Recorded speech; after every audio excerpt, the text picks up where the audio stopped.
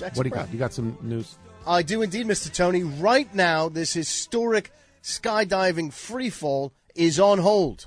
All right? Are you aware of this, of what this guy's doing? Are you aware of this? Saw it this morning. Just say this out loud, what this guy named Baumgartner? Felix Baumgartner. He's an Austrian. That's Australian. Australian. I believe in Australian. I think he's Austrian. I thought I said it was an Austrian. Well, Austrian. I'm sorry. Austrian. There you go. Thank you. I know they all look alike. Felix Baumgartner aiming to jump from an higher altitude than anyone else ever has. 120,000 feet. That's about 23 miles. He's going to. Okay, tell the people what he's going to do. He's going to, they're sending a balloon up into the sky. Right. He's going to be in a little capsule out of that when they get to the proper altitude and when they determine that the winds have died down to about 3 miles an hour. He's going to step out and just swan dive into the great beyond. This is what he's going to do from more than 20 miles up in the air with just I'm sure some sort of Batman suit. Well, no, he's got like a spacesuit. But he's got no protection whatsoever, right, except a bicycle helmet. Okay? It's like Evel Knievel jumping the Snake River Canyon. Except that it's from 20 miles in the air, and he's going to go straight down from 20 miles in the air. To break the sound barrier. Now, here's what he's going to do. He's going to burn up, and he's going to die. There is no chance that he doesn't die, right, Tori? Is this like David Aldrich saying Robert Griffin III was going to be out for the season? What do you think he can live? I'd just be really careful about predicting these things because I think this is extraordinarily dangerous. Oh. At the very least, his blood could boil. That's what I heard. That's what I'm saying. He's going to burn up. These are the different threats they list in this report. Threats of extreme cold, extreme temperature fluctuations, possibility of an uncontrolled flat spin, which could hit 220 miles an hour, a chute failure, space chute puncture, life support systems failing. I'm predicting heart attack from the anxiety before he jumps. They say that within 35 seconds. Why is he doing this? He's Daredevil. He's saying it's not just the record; it's to help science out so they can build better space suits. He's doing it for the kids. Oh, please! He's doing it for the kids. This is insane. This is insane. Can he live? I don't think he can live. It depends on where he lands, I guess. Where he lands? Wait, he's going to land in a mattress warehouse and he's going to be fine? My offshore shop, Tony, has it at 3-2 against living. Now, he cannot live. Colonel Smoke and Joe Kittlinger made the record jump in 1960, 102,800 feet up in the sky. Notice that no one's done this for 50 years. There's a reason. Because it's insane. Yes. What else? What else is insane is trying to eat a whole bunch of cockroaches and worms to win a python. That's what Edward... Well, first of all, who needs to win a python? Well, it's rather expensive. It was $850 worth of snake.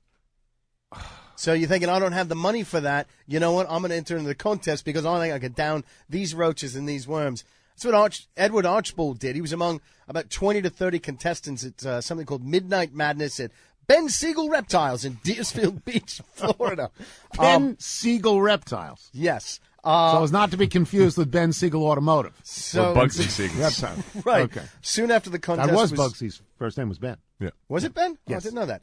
Soon after the contest was over, Archbold fell ill, began to vomit. No kidding. Fred called for medical help. Shocker. No kidding. He dialed 911 himself. He fell to the ground. An ambulance. And he died. And the ambulance took him to the medical center. He was pronounced He dead. died from eating cockroaches. He should have done what the Austrians doing. Yes. Yeah. Now, this is Why not just enter the python's mouth, let the python eat you, and a week later you just dissolve in the python? While the store didn't say exactly how many Archbold consumed, more than 10 would be my guess. The owner said that he was the life of the party. He really made our night more fun. You can't say that, right? It's just awful. It's very Carl Hyacin. Yes, right? it is. Isn't it a Yes, scene it from a is. Carl Hyacin book? Yes, it is. It's the beginning of a Carl Hyacin novel. And, of course, there's an attorney there that said, no, he signed a waiver, so there's no There you liability go. for Siegel's Reptile House. So make What sure else? you stop on by. Kevin is here with some news. Go ahead, Kevin. Tony Felix Baumgartner unbelievable. did it. The Austrian daredevil, 128,100 feet, 24 miles above Earth, jumped out of the balloon-type vehicle that he was in. He was in a balloon. And hit the sound barrier at one point reaching 833.9 miles per hour. on his fall to Earth. It was a That's almost as fast as RG3, by the way. Almost. It was a 4-minute, 20-second fall before he deployed the parachute for the final mile down to Earth. I think I was on record as saying that he would die, that he would burn up, that he would enter the Earth's atmosphere as a raisin, and that would be the end of him. I'm stunned, speechless by this. Gary, you watched awesome. it. I did watch. I was not one of the record 8 million who watched it live on YouTube. But I did watch like a 15-minute, in its entirety, from well before he jumped until a few minutes after he landed. What did it look like on YouTube? Where did they pick him up in flight? I didn't watch it, but I didn't watch it on YouTube, but it was fascinating. You've seen the pictures in the paper. It's incredible. And there is a period of time where, by his own admission, he had lost control and he is sort of spinning. Yeah. And you think, like, my God, his legs are just going to be torn from his body. How are you supposed to enter? Falling feet out of down? the sky. About 3 minutes in, the part Gary's talking about, he says, quote, "My visor started fogging up, but more problematic was I went into a flat spin, which, if it continued, could have sent blood rushing to his head, left him out of control." How did blood not rush to his head? Because you're supposed to jump feet first, I guess? Well, no, you sort of spread yourself. You kind of spread eagle and with your, head down. So you sort of.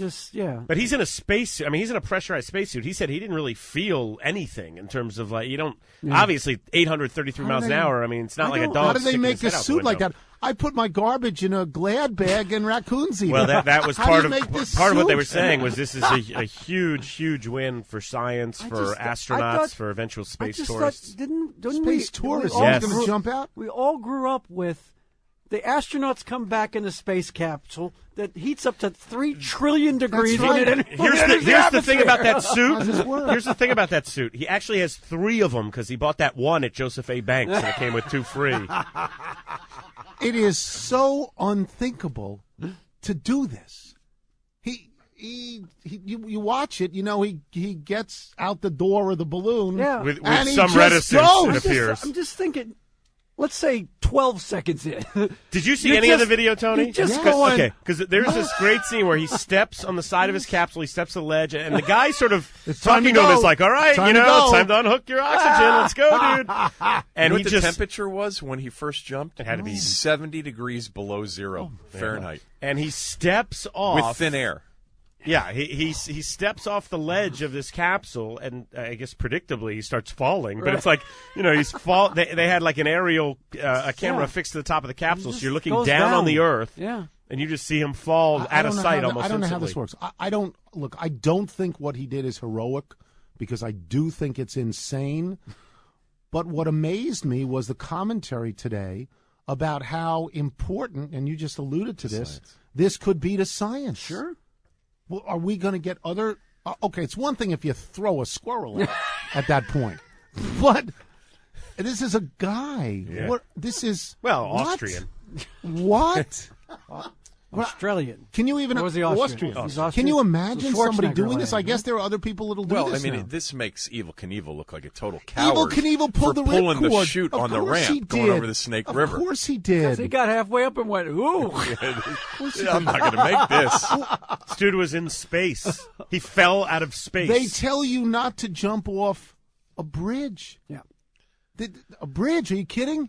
And by the way, how did he land 24 where miles. they were ready for him to land? I know. How did that work? How did he not land in water? Yeah, how did he not land in that's why he did it in Florida? Roswell. How did he not land in Asia? Asian water. How did that work? You fall. All space jumps are different, but you fall pretty straight, I would imagine. And by the way, he landed perfectly. Exactly. Landed on 2 feet. Yeah. Do you think that was? Do you think it's not really him? Do you think it was? No, it was him, and I think he's It's a Capricorn 1 situation. he's a badass, to use a word we don't like to use on this show. Juice isn't going to make it. Wow. Wow. That's just it's amazing. Cool. Amazing to me, and I don't know what to say. I mean, I would applaud it, but I think it's insane. I think it's insane. I mean, do you applaud other acts of insanity? This is not to me like climbing Mount Everest.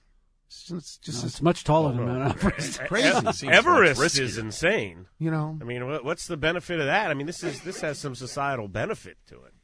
Bay Bridge is insane. driving the Bay Bridges. When he needs to be really across the crazy. Bay Bridge. And this guy's jumping out of This a guy's afraid of heights. balloon 24 miles up. What if he landed on the boy. Bay Bridge when I was going across? Yeah. That'd be bad for you and him. Yeah. I would leave a mark. I don't know how it's possible, seriously, that you can drive through Rock Creek Park and maybe hit a deer, which is going to probably kill the deer, cause thousands of dollars of damage to your car, break all the glass in your windshield. I don't know how that can happen, and this guy can jump and land, Exactly. and he's okay. And he's okay, and his mother's watching. Doing the speed of sound. Girlfriend is watching. I get nervous at 70. And a little in a car. By the way, they little described it as parachute. Mach 1.24. He's Makes it sound even simply faster. wearing flannel. And- What is he and wearing? for those of you in this room, just to put it in perspective, he was falling faster than the words that I'm saying that you're seeing me say are reaching your ears. I mean, that's pretty quickly. It's I hope he went to the bathroom before the jump. It's astonishing. How would He certainly you know? went on the way down. Yeah, I would have. It's astonishing. Thank It's you. good. Nice It's news interesting drama. So that you, 3/4 of you aren't doing any work anyways. You should go watch the video. Of Yeah. it. It's interesting. You're certainly not. Half of you aren't paying taxes. Stop watching porn. You're not paying taxes. Thank Right. you. You're welcome. Nice job.